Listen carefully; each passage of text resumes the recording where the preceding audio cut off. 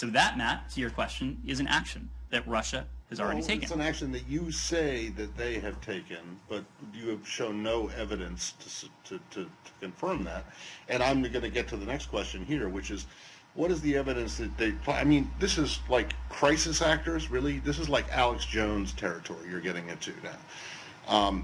What evidence do you have to support the idea that there is some propaganda film in the making? So there you see a Associated Press reporter holding Ned Price, the State Department spokesperson, accountable for throwing out these accusations. He is not buying it. The reporter's not buying it. All this taking place while we see Russia increasing their troop levels on the border with Ukraine.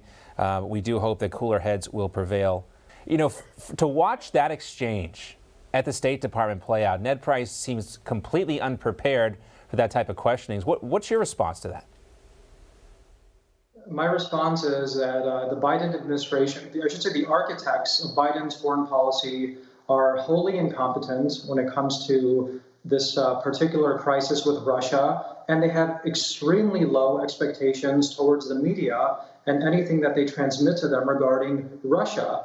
One of the legacies, I would say, of the Russia collusion hoax is not only that a series of intel officials have been indicted by John Durham, but that the media and the legacy media and the mainstream media themselves had the wool pulled over their eyes once. But now I believe when it comes to Russia, after the series of falsities that were spread willingly or unwillingly by the media regarding that particular event that really upended our country for 4 years, I think they're a lot more careful and a lot more interested in having a scrupulous attention to details regarding a potential heated conflict with Russia. And I think that's exactly why you did have this AP reporter asking Ned Price, where is the evidence? Enough of the innuendo, enough of the disinformation. We want real facts, because when you're talking about potentially sending American men and women into harm's way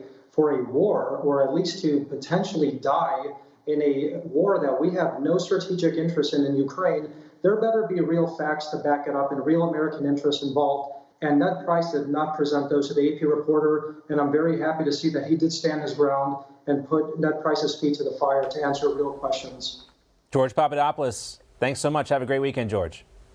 Thank you, John. You just watched Newsmax TV, America's fastest growing cable news channel, now in more than 70 million homes. You can get Newsmax TV on your cable system or check your cable guide. And if your system doesn't carry Newsmax, call them, tell them you want Newsmax TV, because we're real news for real people.